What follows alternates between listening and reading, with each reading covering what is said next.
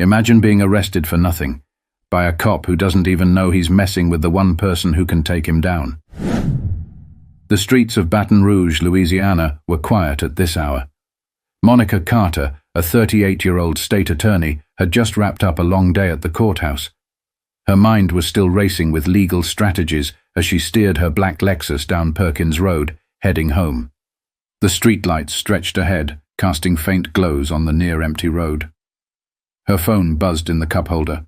Another email. Probably about tomorrow's meeting with the Attorney General's office. She sighed, exhausted but focused, as she signaled to merge into the right lane. That's when she saw them. Red and blue lights exploded behind her, flashing through the rearview mirror like a warning shot. A sharp breath escaped her lips. She wasn't speeding. She wasn't swerving. What now? Monica exhaled, steadying herself as she pulled to the side. She knew the routine. Hands on the wheel, no sudden movements. Interior lights on. The weight of her own experience, both as a black woman and as a legal professional, pressed heavy on her chest. A police cruiser rolled up behind her, and a figure emerged. Officer Greg Hensley, young, broad-shouldered, and walking with a sense of authority that felt just a little too forced. Monica lowered her window before he could tap. "Good evening, officer. Is there a problem?" Her voice was calm, measured. Hensley tilted his head, flashlight flicking across her face, then over to her briefcase on the passenger seat. "License and registration." His tone was clipped, detached. Monica reached over slowly, grabbing her wallet from her bag. "May I ask why I'm being stopped?"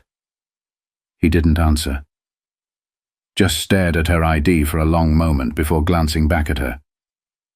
Failed to signal that last turn. Monica knew better. She had signaled twice, out of habit. It was a weak excuse, but she wasn't about to argue. Not yet. "I see. Well, I'm actually a—" Hensley cut her off. "Where are you headed tonight?" Monica's grip tightened on the wheel. "Home." His flashlight lingered over the interior of her car. The briefcase. The neatly pressed navy blue pantsuit she was still wearing from court. The air shifted. "Step out of the vehicle." The words hit like a hammer. Monica blinked, lips parting in disbelief. "Excuse me?" "I said, step out of the car." She swallowed the burn rising in her throat. She had seen cases like this. Too many times. She knew what this was. "Officer, I'm a state attorney. I just left work." "I don't care who you are," Hensley snapped. "Step out." A slow, unsettling realization set in. He wasn't listening. He had already made up his mind about her. She had two choices, comply or escalate. And she already knew how that second option ended. Monica inhaled deeply, then pushed open the door. But something about the way Hensley reached for his holster made her stomach turn. The pavement felt cool beneath Monica's heels as she stepped out of the car, keeping her movements controlled. Hands visible, back straight. Hensley took a half step back, one hand hovering near his gun. Monica held his gaze. "There's no need for that." Hensley's jaw tightened, his eyes scanning her like he was searching for a reason to justify whatever he had already decided in his mind. "Turn around." Hands on the roof of the car. A sharp breath filled Monica's lungs, but she held it in. "Not here. Not like this." "Officer, I have no weapons. I've committed no crime," she said, her voice controlled, though her pulse pounded. "You're refusing to comply?" His voice shifted, an edge of challenge creeping in. Monica met his stare, unflinching. "I'm asking for a valid reason. Failing to signal doesn't warrant a search." Hensley smirked, like he had been waiting for that. "You're being uncooperative." The word sent a cold ripple through Monica's chest. She had heard it too many times before in court, sitting across from defendants who had been pulled over for nothing, then turned into a threat simply because they existed in the wrong skin. She closed her eyes for a brief second, grounding herself. She needed to think clearly. "I'd like to speak with your sergeant," she said firmly. That's when everything shifted. Before she could process what was happening, Hensley grabbed her arm, hard. She stumbled slightly, catching herself against the car. "Hey!" Monica snapped, jerking back. "You're out of line." Hensley didn't hesitate. He spun her around, yanking her arm behind her back. Pain shot up Monica's shoulder as she gasped. "You can't do this!" "You're resisting arrest," Hensley muttered, voice flat like this was just another routine call. Monica struggled to turn her head, panic clawing at her chest. "For what?" she shouted. But he didn't answer, because he didn't have to. The cold snap of metal hit her wrists, the sharp bite of handcuffs locking in place. The world felt suffocatingly small. The sounds of traffic in the distance blurred into nothing. This wasn't happening. Not to her. Not to a state attorney who had spent her entire career fighting against this very abuse of power. And yet, here she was. She squeezed her eyes shut, swallowing the rage building like fire inside her. Not here. Not now. Hensley gripped her arm, steering her toward his squad car. "Where are you taking me?" she demanded, twisting slightly to look at him. "You'll find out soon enough," he said, shoving her forward. The door slammed behind her. The weight of reality sank in. She was under arrest. For what? Existing? Asking questions? Challenging authority that had no right to do this? Her breathing slowed. She flexed her fingers against the cuffs, feeling the sting of metal against her skin. She wasn't afraid. She was furious. And Greg Hensley had no idea what he had just done. But he was about to find out. The squad car smelled of stale coffee and sweat. Monica sat rigid in the back seat, her wrists aching from the too tight cuffs, her breathing slow and measured. Outside, the streetlights blurred past. But she wasn't focused on that. She was replaying everything, every word, every movement, every decision Hensley had made. He wanted this to happen. The car rattled slightly as it rolled over a pothole. Up front, Hensley was silent, gripping the wheel with one hand, the other resting near his radio. Monica's voice cut through the space between them. "You know this is a mistake." Hensley didn't respond. Her jaw clenched. "You had no probable cause to search my car, no reason to escalate. You realize that, right?" Still nothing. Monica leaned forward slightly, her voice lower now, controlled but edged with something dangerous. "When we get to the station, I want my phone call." A smirk twitched at the corner of Hensley's mouth as he glanced at her through the rearview mirror. "Yeah?" he said finally. "Who you calling? Your boyfriend?" Monica didn't blink. "The Attorney General." The smirk vanished. For the first time since this started, Hensley hesitated. Monica saw the flicker of doubt, just for a second. But then, just like that, he recovered. "Nice try," he muttered. "You can tell that to booking." Monica leaned back, exhaling slowly. Let him believe what he wanted. Because everything was about to change. The squad car pulled into the precinct parking lot. Hensley stepped out first, slamming his door before yanking hers open. He grabbed her firmly, pulling her out with just enough force to make a statement. But Monica didn't resist. She walked ahead, her heels clicking against the pavement, her head held high. Every officer in the precinct was about to find out exactly who she was. And she couldn't wait to see their faces. The fluorescent lights inside East Baton Rouge police station buzzed overhead, casting a harsh glow over the booking area. Monica walked in with her back straight, her wrists still cuffed, her mind razor-sharp. Hensley guided her forward, his grip unnecessarily tight around her arm. He wanted to prove a point. Monica let him.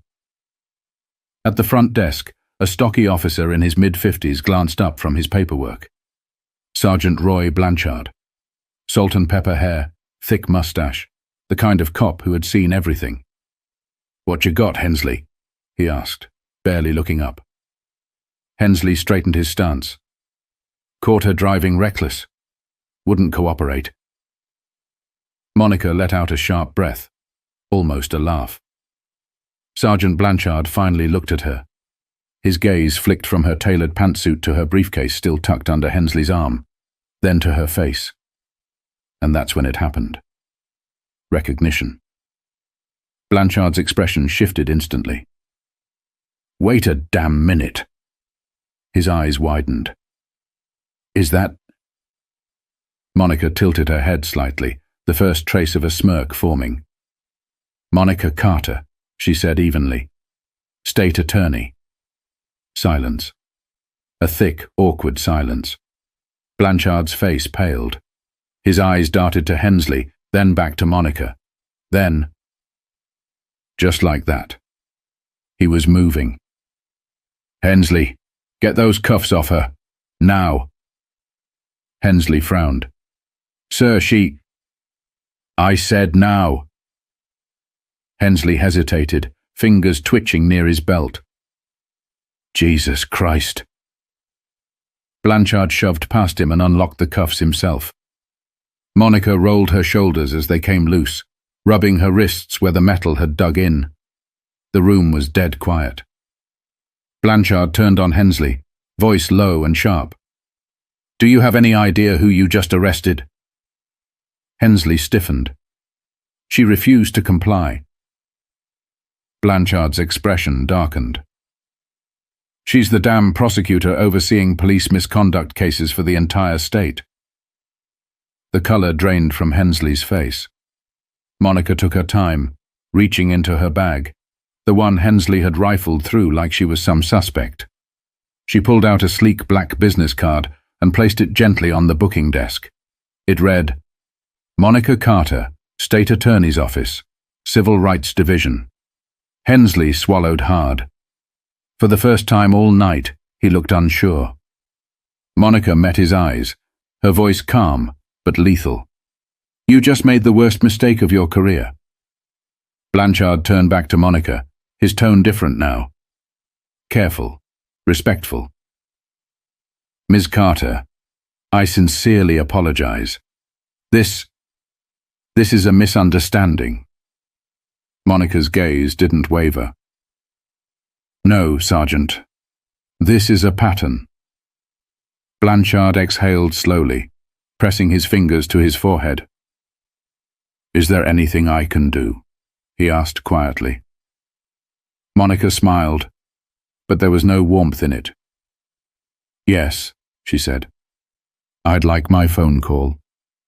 Because tomorrow the entire city would know exactly what happened tonight." The phone in the sergeant's office rang twice before a familiar voice answered. "Robert, it's me." A pause, then a shift in tone, sharp, alert. "Robert Keller, Attorney General of Louisiana." "Monica, what's going on?" Monica glanced toward the one-way glass where she knew Blanchard and Hensley were likely standing, watching, waiting. "I was just arrested." Silence. Then measured fury. "Where?" Monica gave him the address. "I'm on my way," he said. Click. She set the phone down gently, smoothing her suit as she stood. Blanchard cleared his throat. "Ms. Carter, I—" Monica held up a hand. "Don't." His mouth shut. A tension-filled 20 minutes later, the doors burst open. Robert Keller walked in like a storm, tall, commanding, a man who never wasted words. Behind him, 2 state investigators. The room froze. Keller's eyes landed on Monica. "Are you all right?" Monica nodded once. "I will be."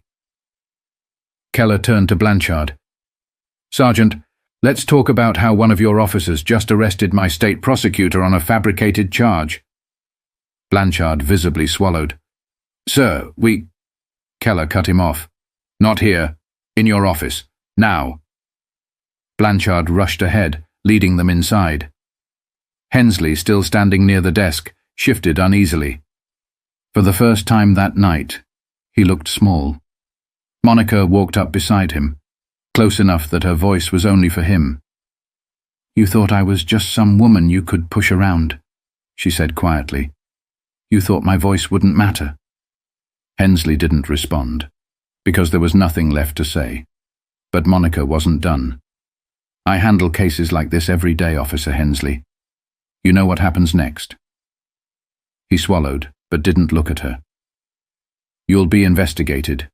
Your body cam footage will be reviewed. Your record will be pulled." Hensley's breathing hitched. "And when the world sees what you did tonight?" She exhaled slowly.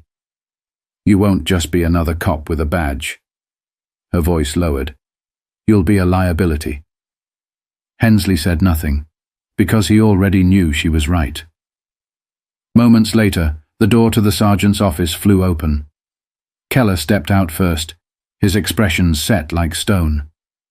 "Monica," he said, "we're pressing charges." Hensley's breath caught, and just like that, his career was over. But this wasn't just about him. This was about every time a badge was used as a weapon. Every person without her title, without her connections, without her power, who had been pulled over and never given the chance to fight back. Tonight, Monica had power, and she was damn well going to use it. The next morning, Monica woke up to her phone buzzing non-stop. News outlets, colleagues, civil rights groups. The story had already broken. By noon, body cam footage was released. The world saw everything. How Hensley's tone changed the moment he saw her face. How he ignored her credentials, dismissed her rights, and escalated without cause. And people were angry. The mayor's office issued a statement. An internal investigation was launched. Hensley was suspended without pay. But Monica knew what would happen next. They would call this a one-time mistake. They would say Hensley was just one bad officer, but she had spent her career in courtrooms proving otherwise. That night, she stood in front of the cameras, looking directly into the lens. "This isn't about me," she said. "It's about what happens when power is abused. It's about the people who don't have an attorney general on speed dial, the people who don't make the news." The microphones flashed. Journalists scribbled notes. But Monica wasn't done. "We keep saying bad apples, but we never talk about the trees that grow them." A hush settled over the crowd. This stops when we start holding law enforcement truly accountable, when we change the system that allows this to happen, over and over again. She let those words sink in before she spoke the last ones. "I was lucky, but I shouldn't have had to be." The press conference ended, but the conversation had only just begun. That night, Monica sat alone in her office, staring out over the city. She had spent years fighting for justice in courtrooms. But maybe, just maybe, her next fight would be even bigger. Because this was just the beginning. If this story made you feel something, don't let it end here. Demand accountability, speak out, stay informed, vote for change. Because if Monica's story teaches us anything, it's that power only changes when people refuse to stay silent.